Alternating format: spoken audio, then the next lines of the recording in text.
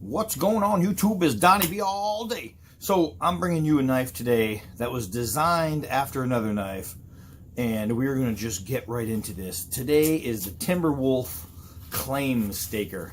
Really cheap nylon sheath is what it is. Hold on a second now. Interrupted by spam. Spam! Alright, so the ClaimStaker is a knife made by Wolf. I must say that in the hand it's pretty thick and burly, so that's not so bad. But it's designed after this guy, the Cold Steel 1917 Frontier Bowie. And if I held them up like this, you'd say, all right, so they both have an S-guard, they're both black, they both have a clip point, but really is it design?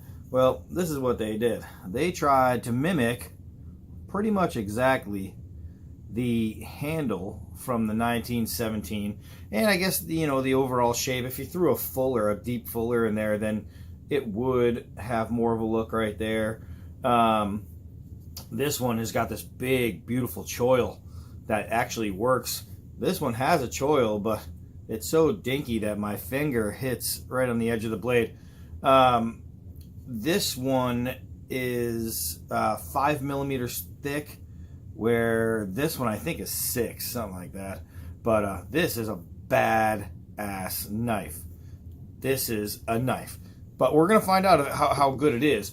It's just hard for me to enjoy it knowing they took the design from here, but didn't come close to matching, like, I mean, how great this knife is, because you can't.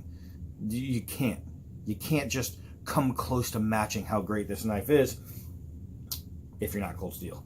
So let's put the real one away. Let's keep going with this one. Fit and finish. All right, it does screw on the handles. However, first thing I noticed was that huge gap right there where the scales pull away from the body. Overall comfort, for me, it's not that bad because I have giant hands. So what I'm telling you is that it has thick handles. If it fits perfect for me, anybody with small hands, it is not. The thing is, it's a Chinese-made blade.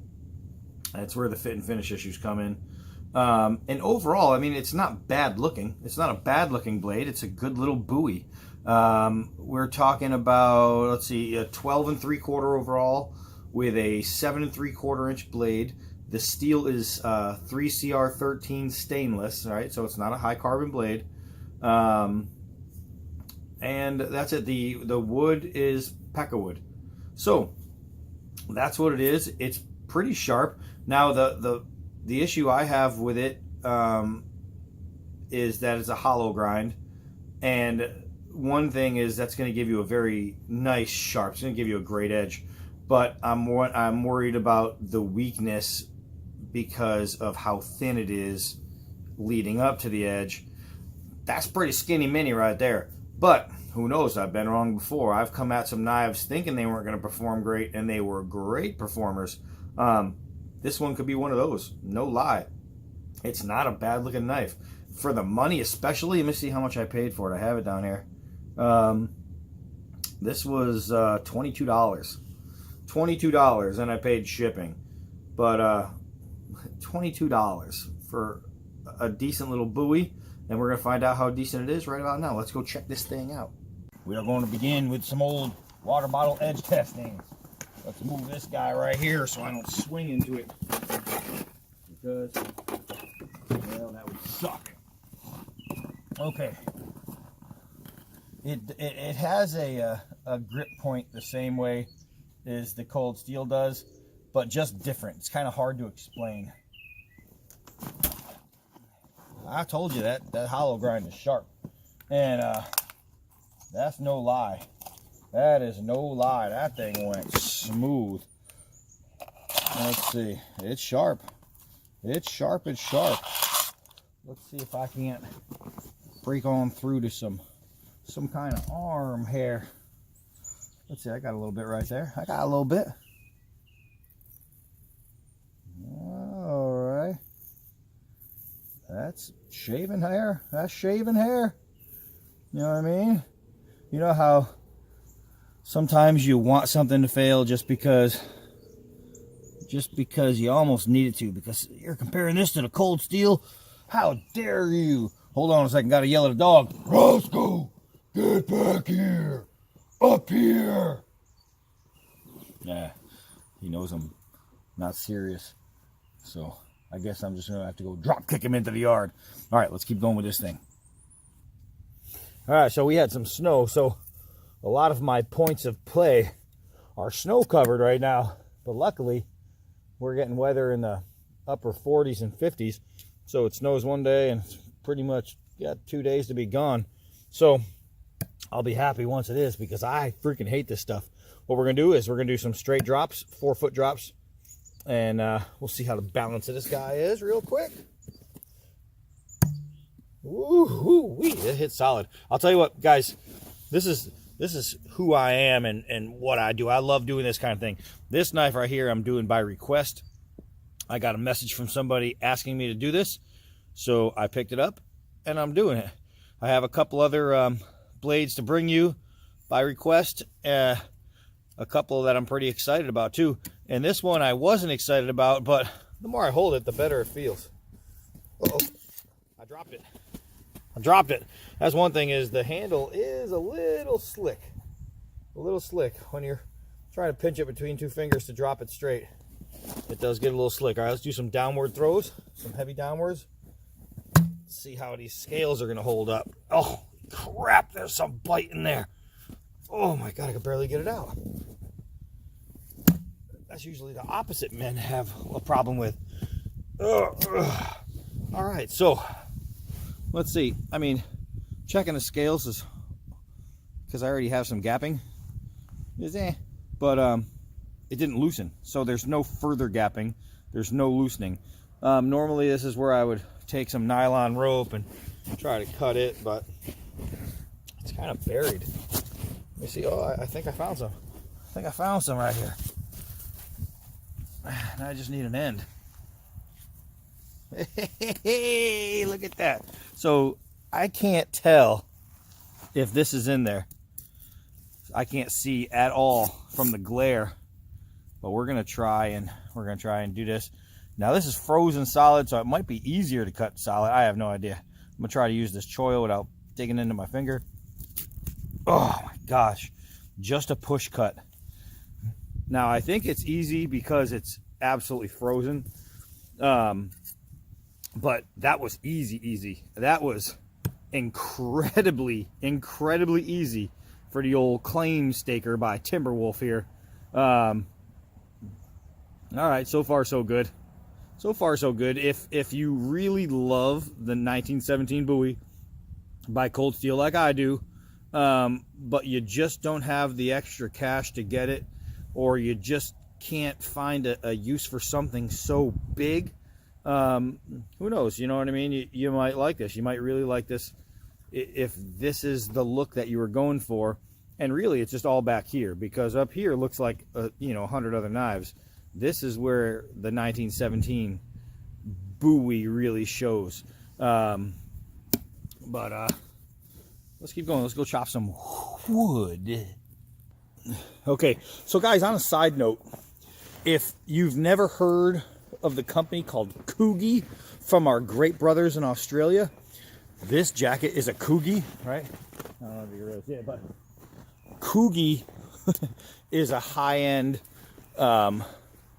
apparel company from Australia, and these guys make some of the greatest jackets on earth. I mean, these things are just awesome, strong, and they look good. Awesome jackets. I have no ties to Coogie. However, I love their stuff. So if you want a great jacket, look up Coogie. The Australians really know what they're doing when they put together a jacket, I'll tell you that. Go Aussie. Aussie. Oi. All right, so let's see. Let's get some chops down. First, let's do some food prep type stuff. Man, this is just easy. Holy mackerel, that's easy. And I hope you guys can see all that. I really have no idea what you can see or not. The sun is on one side of me, and I got the dogs playing around where my camera's about to, sitting on, so I'm hoping they don't knock it down because, well, that would suck. All right, so let's see. Holy mackerel, this is frozen solid. Let's see if we can get under the skin if it's frozen. I know the edge can. Wow.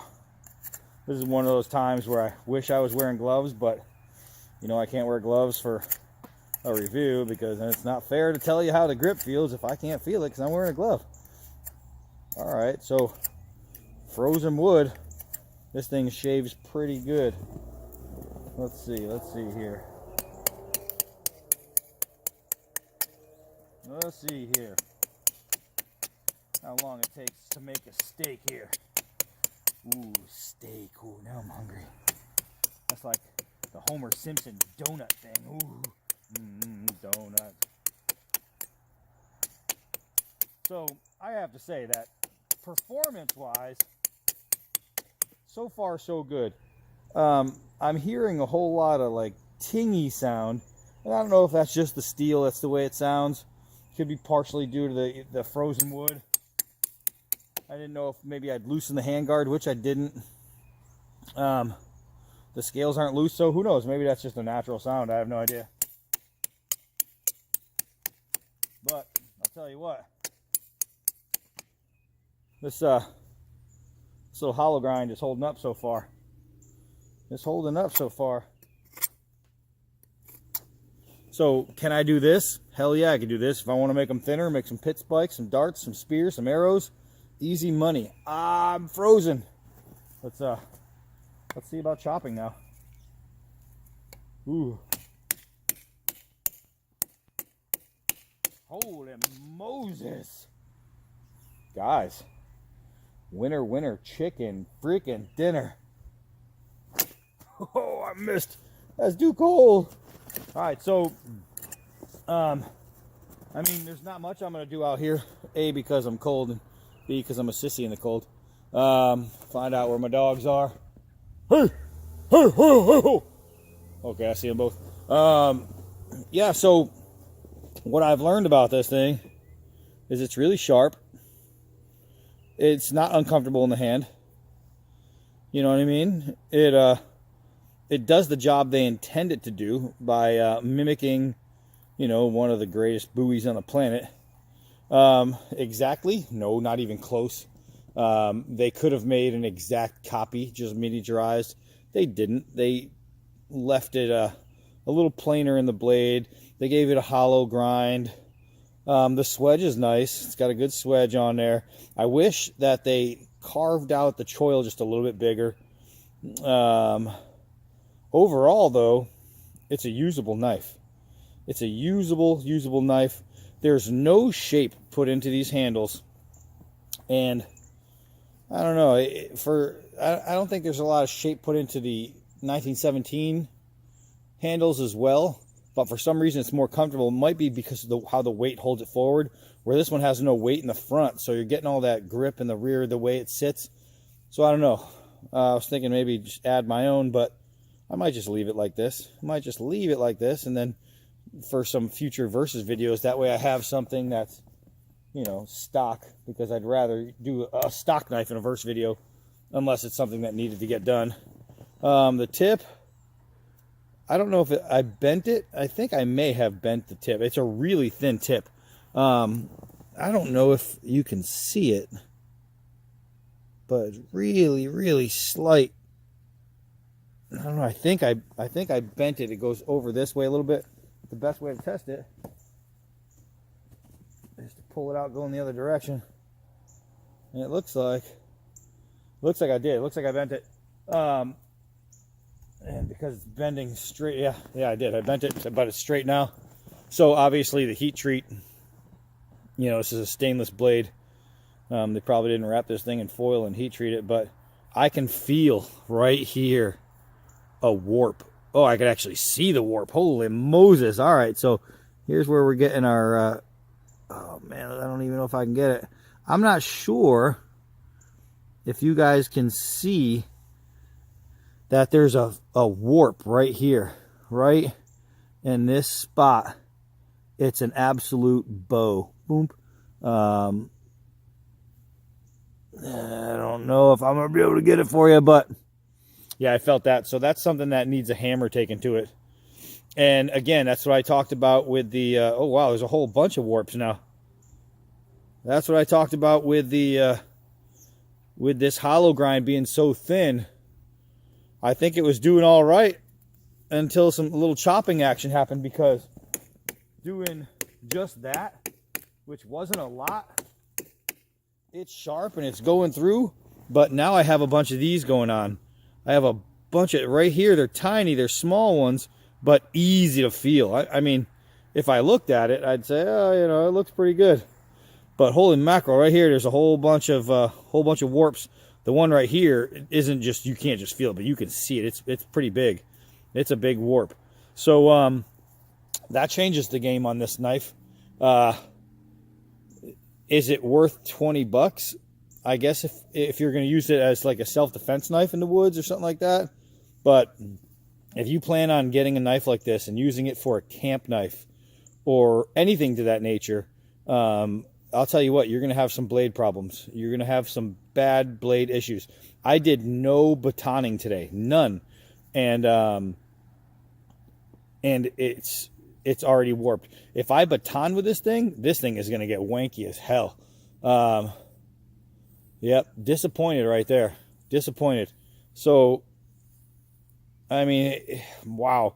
So here's the question now. Is it worth $22? If you are buying a knife just for its sharpness, the ability to cut packages in rope, then who knows? Maybe it's worth it.